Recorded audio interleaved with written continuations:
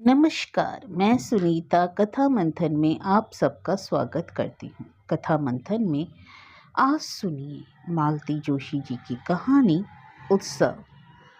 मालती जोशी जी की अनेक कहानियाँ आपको हमारी प्लेलिस्ट से मिल जाएंगी। लिंक आपको आई बटन में मिल जाएगा।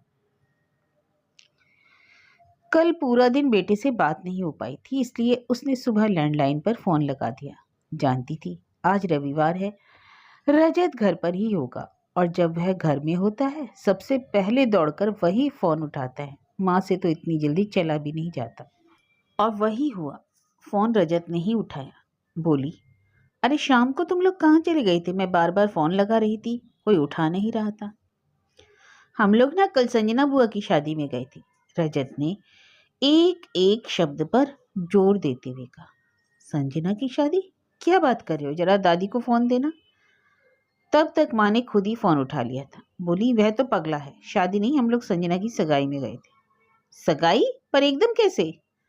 एकदम कहाँ बेटा, पिछले महीने वे लोग देखने आए थे ना, तभी तय हो गया था। तुम्हें गौतम ने बताया नहीं था क्या? भूल गए होंगे, मैं पूरा महीना मम्मी के यहाँ थी ना। कहते हुए उसने फोन रख दिया। इसके बाद किसी से बात करने की इच्छा नहीं हो रही थी। मन हो रहा था कमरे में जाकर चुपचाप पड़ी रहे, पर जानती थी मम्मी पापा नाश्ते के लिए प्रतीक्षा कर रहे होंगे, इसलिए नाश्ते की टेबल पर चली आई। किसकी सगाई की बात हो रही थी? मम्मी ने पूछा। संजना की। संजना कौन? पापा ने पूछा। मेरी ननद, गौतम की चचेरी बहन। उसकी सगाई हो गई और तुझे खबर भी नहीं हुई? मम्मी ने कहा। कायदे से तो हमें भी निमंत्रण मिलना चाहिए था, पर जब घर की बहू को ही नहीं बुलाया तो हम लोग क्या लगते हैं? और अब तुम्हारी चाची सास पूरी बिरादरी में कहती फिरेगी कि गौतम की बहू तो मायके में ही पड़ी रहती है, उसे ससुराल से कोई लेना देना नहीं है। 16 सोमवार वार वाली बात तो याद है ना? उस समय गलती हमारी थी, पापा बोले। ससुर की षष्ठी पूर्ति के दिन तुम्हारी बेटी वहां केक कटने तक ही नहीं रुकी थी। मैं सारे झंझटों में से समय निकालकर दौड़ता भागता समधी जी को बधाई देने पहुंचा था। सोचा था लौटते समय बिटिया को लेता आऊंगा, पर पता चला वह तो कब की जा चुकी। मैं इतना शर्मसार हो गया था। पापा पापा मम्मी ने सुबह से इतनी बार फोन किया था कि गौतम एकदम चिढ़ गए। बोले, तुम जाओ, यहाँ का हम सब निपट लेंगे। मुझे बिना बताए टैक्सी बुलवा ली और घर में इतने लोग थे कि सबके सामने बहस करना अच्छा नहीं लगा। अपने यहाँ कार्यक्रम तो शाम का था ना पापा, मम्मी से बोली। फिर उसे सुबह से बुलाने की क्या जरूरत थी? उन लोगों ने अपने कार्यक्रम के कारण डिनर का प्रोग्राम कैंसिल कर दिया। वर्किंग डे होने के बावजूद उन्होंने लंच का कार्यक्रम रखा था। पर उसी दिन करने की क्या जरूरत थी? अगले दिन भी तो कर सकते थे। तुम सोमवार का उद्यापन मंगलवार को कर सकती थी। हर तिथि का अपना महत्व होता है। जन्मदिन उसी तारीख को मनाया जाता है। केक काटने के बाद परिवार की स्त्रियों ने उनकी आरती उतारी थी। इस कार्यक्रम में घर की बहू नदारद थी। सबने मन में क्या सोचा होगा? यह सोच सोचकर मैं दुखी हुआ जा रहा था। आखिर उसे सुबह से बुलाने की जरूरत क्या थी? घर में कितना काम था, सब उसे ही तो समझाना था। नेक दस्तूर सामान संभालना था, हलवाई के लिए सामान निकालना था, पंगत के लिए दरी लगवानी थी। मैं 4 बजे पूजा में बैठ जाती तो सब उसे कौन बताता? तुमने क्या उसके भरोसे कार्यक्रम किया था? और मेरे पास कौन है? मम्मी ने अपना ट्रम्प कार्ड निकाला। पिंकी वहां से उठ गई। वह जानती है अब रोना धोना शुरू हो जाएगा। उसकी भावनाओं को इतनी ठेस पहुंची है, इसकी किसी को परवाह नहीं है। मम्मी अपनी शिकायतों का पिटारा खोलकर बैठ जाएंगी। उस दिन गौतम खाना खाकर आए थे, इस बात को मम्मी ने अब तक क्षमा नहीं किया। 16 सोमवार के उद्यापन में आने वाले भी दिन भर व्रत रखते हैं, पर गौतम का तर्क था मेरे घर में फंक्शन था, मैं वहां से बिना खाए कैसे आता? मम्मी बोली, अच्छा वो मैंने 2-3 एक्स्ट्रा जोड़े नियत करके रखे थे, नहीं तो मेरा व्रत ही खंडित हो जाता। वैसे दामाद को खिलाने का पुण्य नहीं मिला सो नहीं मिला। पूरी दोपहर विचारों में खोई अपने कमरे में पड़ी रही। खाने का बुलावा आया तो मुंह बनाकर चली आई। मम्मी चिल्लाती रह गई। समझ में नहीं आ रहा था कि जो कुछ हुआ उससे वह दुखी हैं, नाराज या दोनों। रह रहकर 5-6 दिन पहले वाली घटना याद आ रही थी। उसका परिणाम ऐसा होगा यह तो सोचा ना था। वह अपने आप को ही कोस रही थी। उस दिन भैया भाभी यूएस के लिए रवाना होने वाले थे। सुबह सुबह पापा के पास गौतम का फोन आया था। सब लोग एयरपोर्ट कैसे जाएंगे? पापा ने बताया, एक गाड़ी है, एक कर लेंगे। तब गौतम ने कहा था कि चिंता ना करें, मैं अपनी गाड़ी लेकर पहुंच रहा हूं। पापा तो एकदम गदगद हो गए थे। फिर गौतम का उसके पास फोन आया था। अगर घर आने का मन है तो सामान तैयार रखना, एयरपोर्ट से लौटकर हम लोग तुम्हारा सामान लेते हुए घर आ जाएंगे। मना करने का तो कोई सवाल ही नहीं था। उसे पीहर आए 25 दिन हो गए थे, केवल एक दिन के लिए बीच में घर गई थी, जब उसकी सास ने इन लोगों को खाने पर बुलाया था। मम्मी का आग्रह था कि जब तक भैया भाभी हैं वह यहीं रहे। उसने सोचा शाम को तो भैया भाभी चले ही जाएंगे, वह भी गौतम के साथ निकल जाएगी। वह जितना अपनी माँ को जानती थी, उससे यह तो अंदाजा था कि यह काम इतना सरल नहीं है, पर असंभव होगा यह नहीं सोचा था। एयरपोर्ट से लौटकर पापा ने मम्मी को उतारा और वे गाड़ी पार्क करने चले गए। अपनी गाड़ी से उतरकर वह भी गौतम और रजत के साथ घर में दाखिल हुई। देखा डाइनिंग टेबल पर सिर रखकर मम्मी फूट फूट कर रो रही हैं। यह रोने का कार्यक्रम शायद रास्ते से ही शुरू हो गया था। वह कुछ क्षण मम्मी को देखती रही, फिर धीरे से अपना और रजत का बैग लेकर आ गई और सहमे स्वर में बोली, मम्मी मम्मी मैं निकल रही हूँ। मम्मी ने सिर उठाया। उनकी गीली आंखों से जैसे अंगार बरसने लगे। अच्छा, तो तुमने भी मुहूर्त निकाल लिया? जाओ सब लोग जाओ, अब कभी वापस मत आना। मेरे मरने की खबर मिले तब भी नहीं। फिर आकाश की ओर हाथ उठाकर कहा, भगवान ऐसी पत्थर दिल बेटी दुश्मन को भी ना नसीब हो। उसने असहाय भाव से पति की ओर देखा। वे यह नाटक देख रहे थे। उनकी आंखों में घोर वितृष्णा थी। रजत का बैग उठाकर बोले, मैं इसे ले जाता हूँ, इसकी पढ़ाई बर्बाद हो रही है, तुम्हारी जब मर्जी हो आ जाना। दरवाजे पर ही पापा से भेंट हो गई। अरे आप चल दिए, चाय तो पीकर जाते, पापा ने कहा, पर वे रुके नहीं, बस सॉरी कहकर चल दिए। पापा ने भीतर आकर माहौल देखा तो समझ गए, ऐसे में गौतम को रोककर भी क्या करते। रजत चला गया? पापा ने पूछा। हाँ पापा, पढ़ाई का काफ़ी नुकसान हो रहा था। अपना बच्चा क्लास में पीछे रह जाए तो अच्छा भी तो नहीं लगता। वैसे भी पलक और पुनीत के जाने के बाद वह यहाँ बोर ही होता। अपना सूटकेस उसने प्रयत्न पूर्वक छिपा दिया था ताकि बाकी ड्रामे का पापा को पता न लगे। उस दिन के बाद पति पत्नी के बीच संवाद ही खत्म हो गया। शायद संजना की सगाई के कारण ही वे उसे घर ले जाना चाहते थे, पर वह साथ नहीं गई तो उन्होंने या किसी ने भी बताना या बुलाना जरूरी नहीं समझा। वह अपने आप को बहुत उपेक्षित महसूस कर रही थी। इस विसंवाद को किसी तरह समाप्त करना होगा। इसके लिए उसे ही पहल करनी पड़े तो कोई बात नहीं, इतनी छोटी सी बात को प्रतिष्ठा का मुद्दा बनाना ठीक नहीं। शाम को उसने गौतम को फ़ोन लगाया। कहना चाहती थी कि कल ऑफिस से लौटते हुए मुझे लेते जाइए। फ़ोन उठाते ही उन्होंने बड़े सपाट स्वर में कहा, बोलो कोई आवेश नहीं, कोई उष्मा। ऐसे में कोई क्या कहे। प्रियंका जी, फ़ोन पर हो ना, तो जल्दी बोलो ना, क्या बात है? यहाँ ढेर सारा काम पड़ा है। कैसा काम? संजना के ससुराल वाले डिनर पर आ रहे हैं, जरा हॉल ठीक करना है, टेबल सजाना है। उसे धक्का सा लगा। फिर भी उसने कहा, और खाना माँ अकेले सब कर रही है? नहीं, विमला मौसी को शाम को भी बुला लिया है, फिर चाची भी रहेंगी। वे लोग भी आ रहे हैं? अब उनके समधी जी को ने आमंत्रित किया है तो उन लोगों को छोड़ देंगे क्या? चलिए, चाची जी को एक और शगुफा मिल जाएगा। क्या? कुछ नहीं। और उसने फ़ोन रख दिया। उसे बेहद बुरा लग रहा था। संजना के ससुराल वाले खाने पर आ रहे थे तो उसे खबर तो दे सकते थे। सारा अभिमान छोड़कर वह खुद पहुंच जाती। जब सगाई जैसे महत्वपूर्ण आयोजन में उसे बुलाना जरूरी नहीं समझा तो डिनर तो मामूली चीज है। वह पति को क्षमा करने को तत्पर थी, पर अब उसका मन फिर से धधक उठा। सुबह नहाकर निकली ही थी कि फोन बज उठा। संजना का था। हेलो भाभी। बात मत करो मुझसे, चुपके चुपके सगाई कर ली, भाभी को याद भी नहीं किया?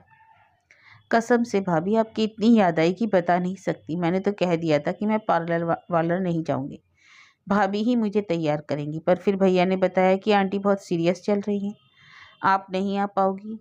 कल भी आपसे मुलाकात नहीं हो पाई, इसलिए सुबह सुबह ही फ़ोन लगा लिया। आंटी कैसी है अब? क्या हो गया था? क्षण भर को वह स्तब्ध रह गई, पर फिर उसने अपने आप को संभाल लिया। अरे होना क्या था, भैया भाभी महीने भर यहाँ थे नहीं तो लगी रही, उम्र का ख्याल किया न अपनी तबीयत का, बस जुटी रही। जब वे लोग चले गए तो पड़ गई, शरीर से मन से दोनों से टूट गई। इस बार भैया पूरे 5 साल बाद आए थे, अगली बार पता नहीं कब आएंगे। मेरे जीते जी आएंगे भी कि नहीं, यही सोचकर हलकान हुई जा रही है।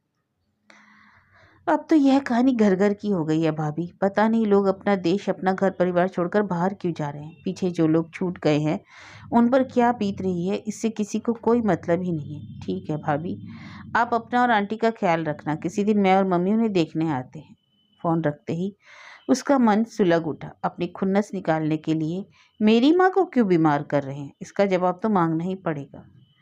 उसने तुरंत फ़ोन लगाया, स्विच ऑफ आ रहा था। 2-3 बार यही हुआ तो उसने लैंडलाइन पर फ़ोन लगाया। माँ, इनसे कहिए मुझसे बात करनी है। मैं लगा रही हूँ तो फ़ोन स्विच ऑफ आ रहा है।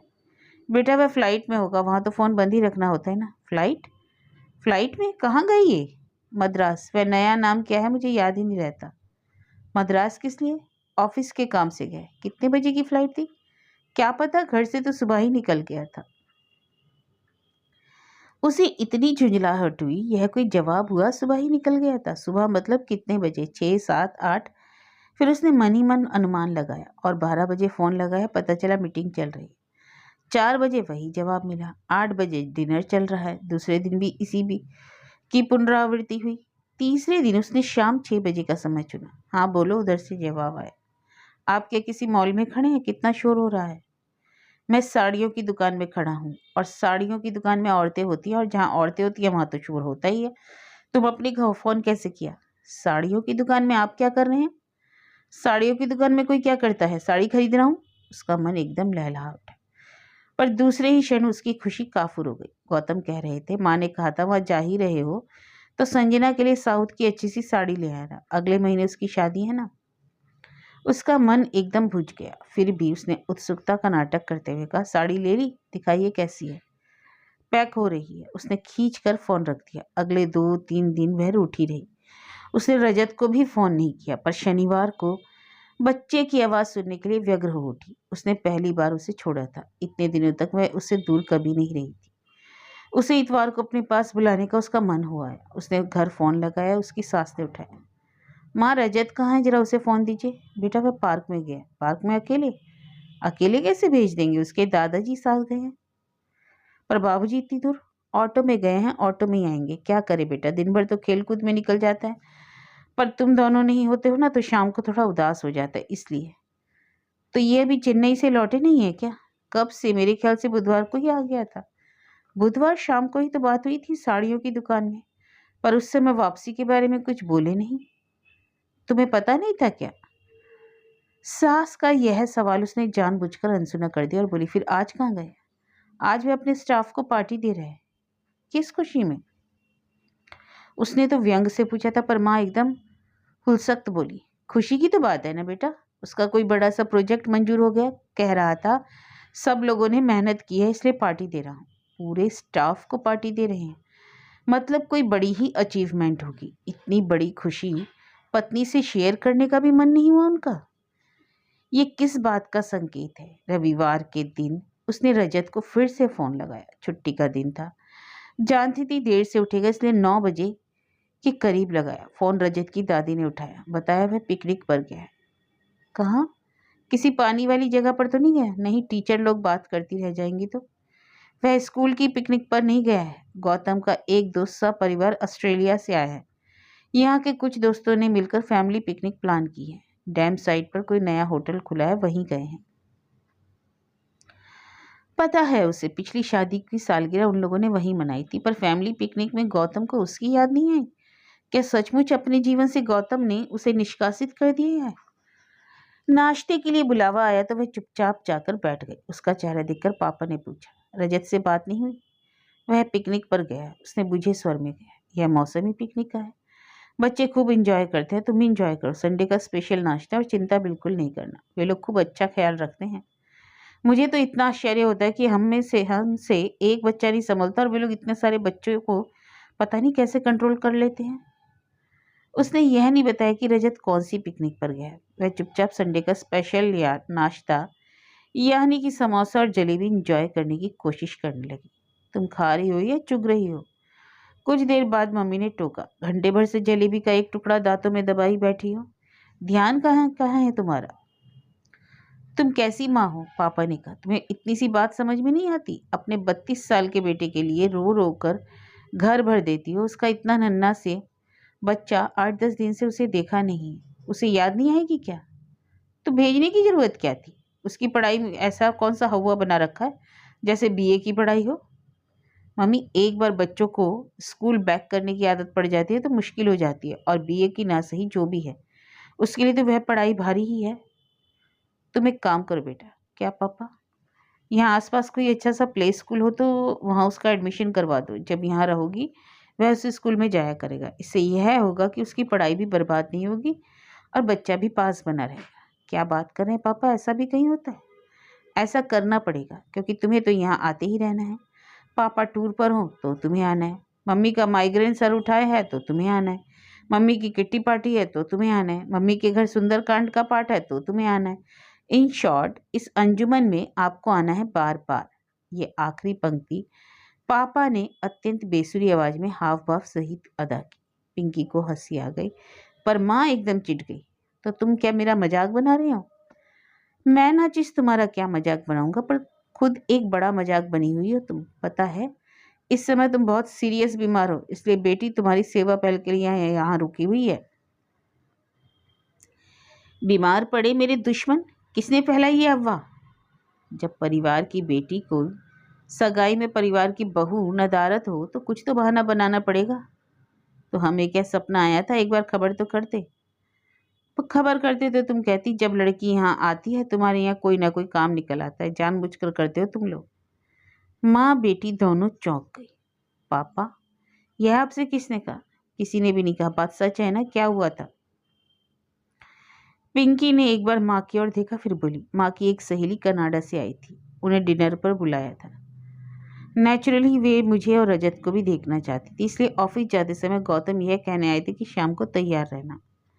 मैं ऑफिस से आते समय दोनों को लेता जाऊंगा, सुबह ऑफिस जाते हुए छोड़ जाऊंगा। फिर मम्मी ने मना कर दिया। क्यों? उस दिन मेरे यहाँ भी तो कार्यक्रम था। शाम को मैंने पंकज और पल्लवी के लिए पार्टी रखी थी, सारे रिश्तेदारों और मोहल्ले वालों को बुलाया था, तो उसके लिए पिंकी को रोकने की क्या जरूरत थी? वह तो उन लोगों से मिलती ही रहती है। घर में इतना बड़ा कार्यक्रम हो और मैं कहाँ गया हुआ था क्या? हाँ, आप चोपड़ा अंकल के घर नागपुर गए थे। हाँ, मातमपुर पर गया था। तो फिर गौतम लेने नहीं आया? पर तुम्हें तो अपने घर का पता मालूम है, टैक्सी करके चली तो जाती, पर मम्मी तो तांडव मचा देती, यही ना? पापा भैया भाभी इतने दिनों बाद आए, उनके सामने तमाशा हो जाता तो अच्छा नहीं लगता। काश इतनी फिक्र तुमने अपनी सास की होती। उस दिन तुम चली जाती तो उनका मन भी रह जाता और मान भी। अपनी सास को खुश रखने का एक सुनहरा अवसर तुमने गवा दिया। Very sorry. अब बस भी कीजिए, तब से जुटे हैं उपदेश देने के लिए, यही समय मिला है। लड़की बेचारी एक कौर नहीं खा पाई है, मत खाने दो। एक दिन नहीं खाएगी तो दुबली नहीं हो जाएगी, पर सच तो सुनना पड़ेगा, चाहे कड़वा क्यों ना हो। पिंकी, 3 बजे मम्मी ने आवाज दी, बेटा जरा चाय तो बना दे, तब तक मैं तैयार हो जाती हूँ। इतनी दोपहर में कहाँ जा रही हो? शुक्ला जी के यहाँ सुंदरकांड है, तू भी चल, मन शांत हो जाएगा। मेरी चिंता मत करो, मैं बिल्कुल शांत हूँ। पर इतवार को सुंदरकांड कौन रखता है? मिसेस शुक्ला जॉब में है ना, उन्हें शनिवार की भी छुट्टी नहीं होती। अच्छा, अच्छा ही है, इसी बहाने घर में रहने वाले पतियों को थोड़ी शांति तो मिल जाती है। पापा की इस बात पर मम्मी पलटवार करती। इससे पहले ही उसने कहा, अब बहसबाजी में मत पड़ो, तैयार हो जाओ। भगवान की चर्चा में जा रही हो, शांत मन से जाओ, मैं चाय बना रही हूँ। मम्मी के जाने के बाद उसने पापा को आवाज़ दी, सॉरी पापा, मैंने आपकी भी चाय बना दी। इतनी जल्दी? पापा ने बाहर आते हुए कहा। दरअसल मुझे आपसे कुछ ज़रूरी बात करनी है। हनुमान जी ने मेरी प्रार्थना सुन ली है और कम से कम 2 घंटे के लिए मम्मी को बाहर भेज दिया, इसलिए प्लीज़ बैठ जाइए। बोलो, पापा ने अपना चाय का कप उठाते हुए कहा। पापा सुबह में उदास जरूर थी, पर रजत के लिए नहीं, वह तो मज़े में है। मैं घर में नहीं होती हूँ तो उससे खूब लाड़ होते हैं, वह मुझे याद भी नहीं करता। वह चुप हो गई। पापा उसके अगले वाक्य की प्रतीक्षा करने लगे। पापा, इन दिनों मुझे ऐसा लगने लगा है कि मैं उस घर के लिए, उन लोगों के लिए गैर जरूरी हो गई हूँ। मतलब? देखिए, संजना की सगाई हुई, मुझे खबर नहीं की। अगले दिन उसके ससुराल वाले डिनर पर थे, मुझे बताया नहीं गया। गौतम चेन्नई गए थे, मुझे माँ से पता चला। वे कब लौटे यह भी मुझे नहीं मालूम। कल रात उन्होंने अपने स्टाफ को एक पार्टी दी, उनका कोई बड़ा प्रोजेक्ट पास हो गया था, पर उस खुशी में उन्होंने मुझे शामिल नहीं किया। और आज तो हद ही हो गई। आज क्या हुआ? पापा, रजत स्कूल की पिकनिक पर नहीं गया है। इनके एक एनआरआई मित्र सह परिवार शहर में अपने घर आए हुए हैं, तो दोस्तों ने मिलकर आज एक फैमिली पिकनिक का आयोजन किया। इन्होंने उसमें भी मेरा रहना जरूरी नहीं समझा। कहते कहते रो पड़ी है। पापा कुछ क्षण चुप रहे, फिर बोले, बेटा शादी को कितने साल हुए? 6। इतने सालों में तुमने घर में अपने लिए क्या जगह बनाई? मैं समझी नहीं पापा। बेटा तुम घर से 2 दिन के लिए 4 दिन के लिए, 10 दिन के लिए, और अब तो महीने भर से बाहर हो। पर इससे घर वालों को कोई फर्क नहीं पड़ता। किसी को तुम्हारी कमी नहीं अखरती।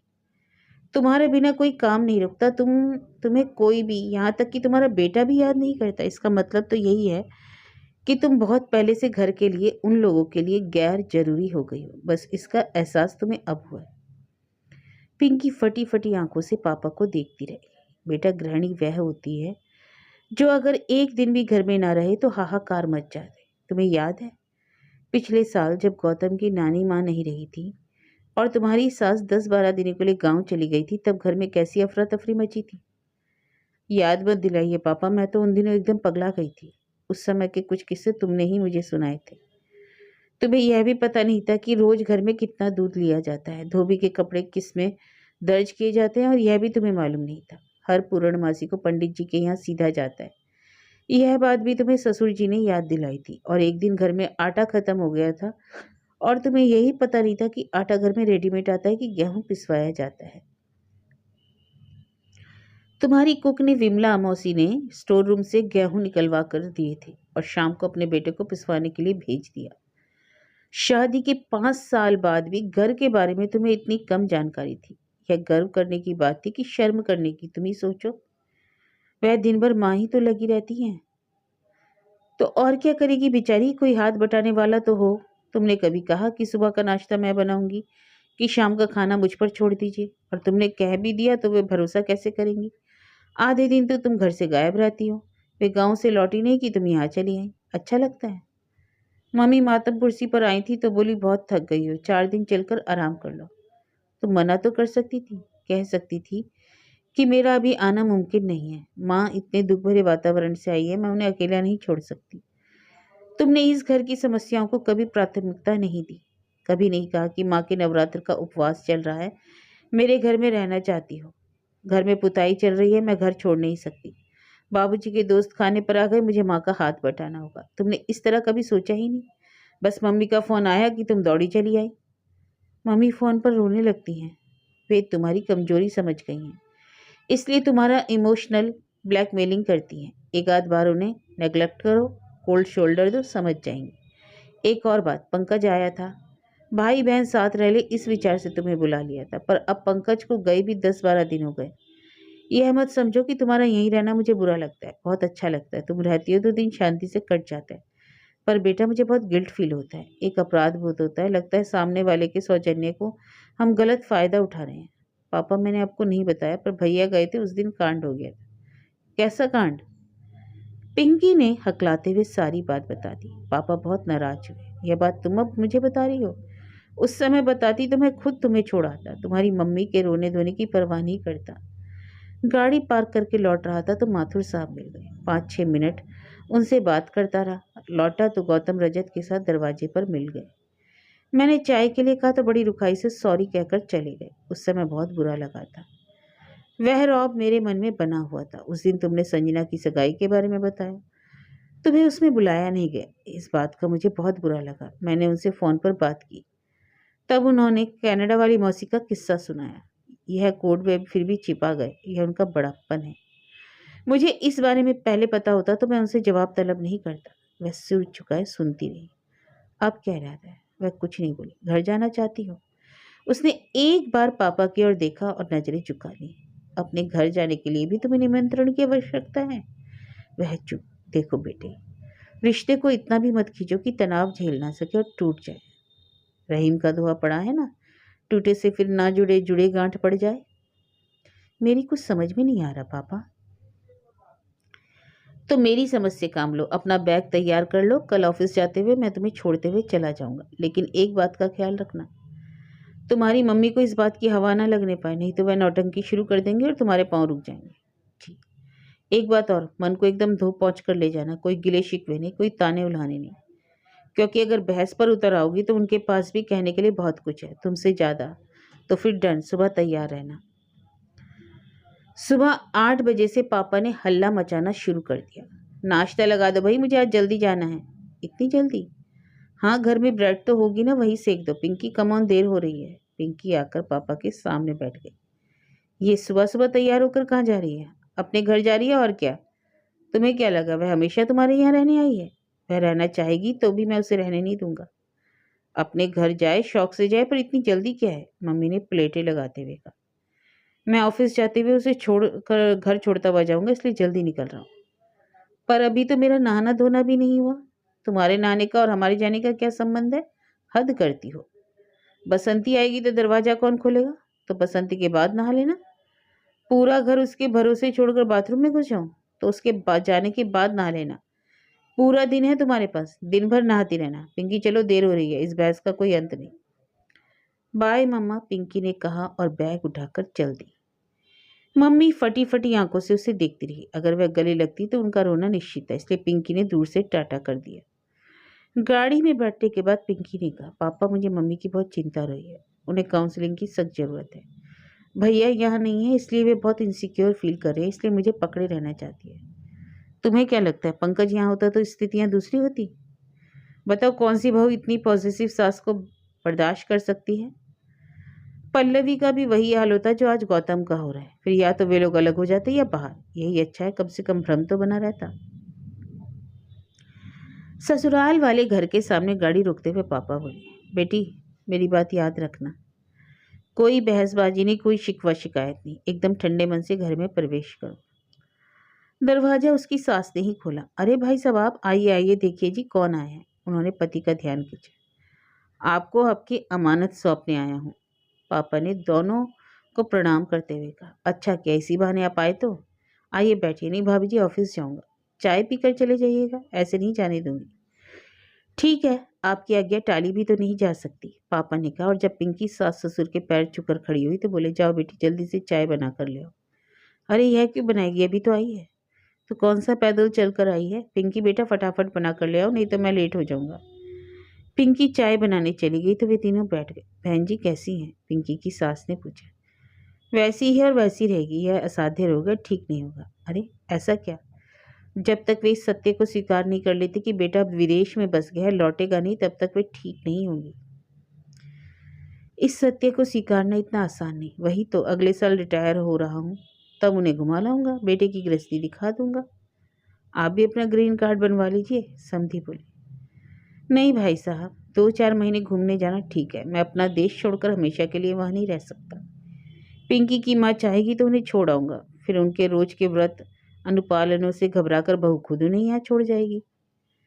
तभी अपना ब्रीफकेस लेकर गौतम नीचे उतरे। अरे पापा जी, आप कब आए? प्रियंका को छोड़ने आए हैं, माँ ने बताया। तो आपने क्यों तकलीफ की? मुझे बता दिया होता, मैं ले आता। आपको तो उल्टा पड़ा होगा। गाड़ी में 4-5 किलोमीटर कम ज़्यादा हो जाए तो क्या फ़र्क पड़ता है बेटा, इसी बहाने आप दोनों के दर्शन हो गए। उन्होंने समधी समधिन के हाथ जोड़ते हुए कहा। उसी समय पिंकी चाय ले आई। बेटा जाओ, गौतम जी का नाश्ता लगा दो, टिफिन तैयार कर दो, चाय पीकर मैं निकल जाऊंगा।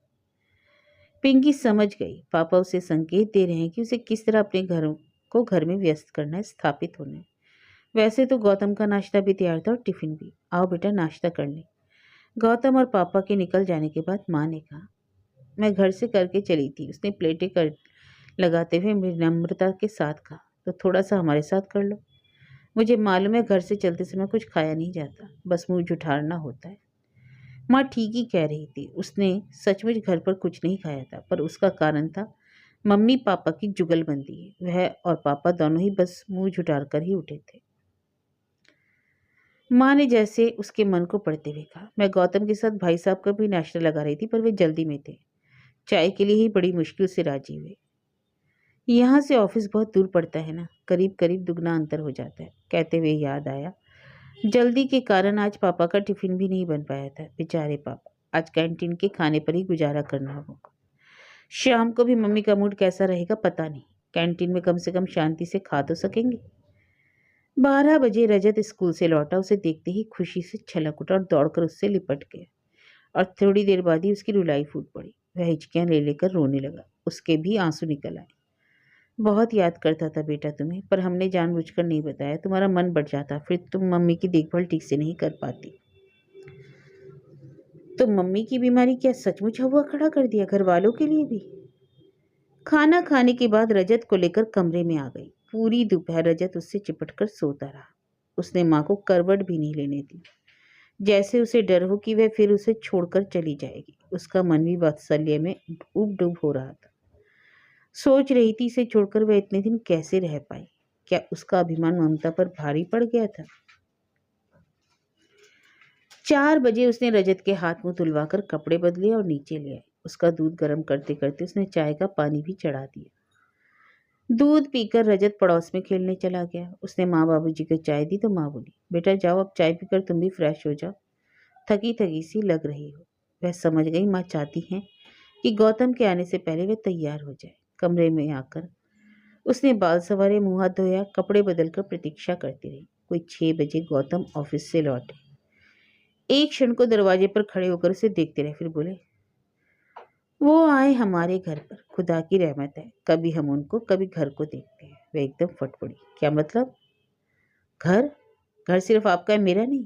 क्या औरत है यार, इतने खूबसूरत शेर का कचरा कर दिया। सॉरी, उसने सर झुका कर कहा। पापा ने कितना समझाया था। कोई ताना उलाना नहीं, कोई गिला शिकवा नहीं, क्योंकि अगर तुम बोलोगी तो उनके पास भी कहने के लिए बहुत कुछ है। दरअसल वह सुबह तनाव में थी, गौतम का सामना करने से कतरा रही थी, और जब इस शेर के साथ सामना हुआ तो बांध टूट गया।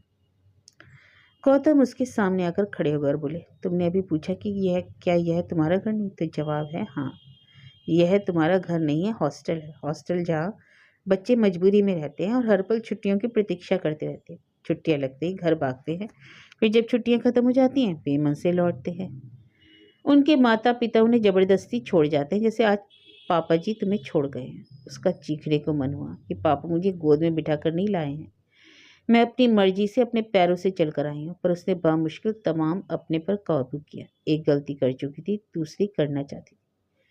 तभी नीचे से आवाज आई। गौतम ने कहा कि शायद माँ बुला रही है, उनसे कहो बस फ्रेश होकर आ रहा हूँ। वह कमरे से बाहर आई तो देखा सीढ़ियों के बीच में चौरस जगह होती है, वहां माँ ट्रे लेकर खड़ी है। अरे आपने क्यों तकलीफ की? ये फ्रेश होकर बस नीचे आ रहे थे। नीचे क्यों आएगा, उसे आराम करने दो, ट्रे ले जा सकोगी ना? जी, उसने कहा और ट्रे लेकर सधे कदमों से ऊपर आ गई। गौतम ने वॉशरूम से लौटकर चाय का ट्रे देखा तो बोला, अरे मैं नीचे आ रहा था, माँ आधे रास्ते से ले आई थी। माँ ने सोचा होगा दोनों अरसे बाद मिले हैं, थोड़ा प्रेमालाप करने दो। उन्हें क्या मालूम यहाँ राग झिझोटी चल रहा है। चाय ले लीजिए, ठंडी हो रही है। उसने जानबूझकर उनकी बात को अनसुनी करते हुए, तुम नहीं लोगी? थोड़ी सी ले लेती हूँ, वैसे 4 बजे बाबूजी के लिए बनाई थी तब ली थी। मेरी भी ऑफिस में बहुत हो जाती है, फिर भी घर आकर चाय पीने का मन करता है। कुछ क्षण मौन में कटे, फिर गौतम ने पूछा, तुमने अपना सूटकेस अनपैक नहीं किया, क्या इरादा है? मन हुआ कह दूं, यह तो आप पर निर्भर है। पर उसने अपने मन को शांत कर लिया और कहा, समय नहीं मिला। पूरी दोपहर रजत मुझसे चिपका रहा, 1 मिनट भी नहीं छोड़ा। उसने मुझे बहुत मिस किया था ना। और ने भी किया, बहुत ना सही, थोड़ा तो किया। पर और लोग बताएंगे थोड़ी, इसमें उनकी हेटी होती है। बच्चा बेचारा सहज भाव से कह देता है। मन की बात कह देने से कोई छोटा नहीं हो जाता, पर मन की बात कहने के लिए हिम्मत चाहिए। मैंने वह हिम्मत जुटाई और पापा से कहा मुझे अपने घर जाना है, क्योंकि जानती थी कि पापा तो कभी नहीं कहेंगे कि बहुत हुआ अब अपने घर जाओ। माता राम मान गई, उन्हें हवा नहीं लगने दी। जब चलते समय टाटा किया तब उन्हें पता चला आज मैंने दिन भर भी अपना फ़ोन भी स्विच ऑफ करके रखा है। ब्रावो, तुम्हारी बहादुरी की तो दाद देनी पड़ेगी।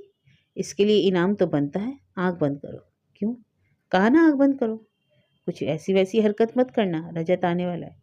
आंखें बंद करो। इस बार उनकी आवाज में सख्ती थी। उसने आंखें बंद कर ली और धड़कते दिल से प्रतीक्षा करने लगी। कुछ ही पलों में उसने अपने आसपास एक रेशमी सरसराहट अनुभव की। कुछ ही पल में सरसराहट ने उसे घेर लिया। उसने आंख खोलकर देखा, एक रेशमी साड़ी में गौतम ने उसे कुर्सी समेत लपेट दिया था। मोर पंखी रंग की साड़ी थी, गहरे नीले रंग की जरी बॉर्डर थी। हाय कितनी प्यारी साड़ी है, पसंद आई? कब खरीदी? उसी दिन जब साड़ी की दुकान से बात हुई थी। पर आपने तो सिर्फ संजना की साड़ी के बारे में बताया। यह हमारा सरप्राइज आइटम है। उसे याद आया उस दिन वह एक ही पल में कितनी खुश और कितनी निराश हो गई थी। अपने ऊपर शर्म आई। इतने सालों में भी पति को नहीं पहचान पाई। उस दिन एयरपोर्ट से लौटने के बाद नाराज होकर गए थे, पर उसके लिए साड़ी लाना नहीं भूले। साड़ी तय करके उसने कुर्सी पर रखी और पति की छाती में मुंह छिपा कर कहा, आपने ठीक कहा था, मेरा घर यह नहीं हॉस्टल है। पर बेमन से ही सही मैं बार बार यहाँ क्यों लौटाती हो जानते हो? बताओ। मुझे रूममेट बहुत अच्छा मिला है। Wow, let us celebrate this precious moment. और फिर सेलिब्रेशन। जिंदगी एक बार फिर उत्सव बनने जा रही थी।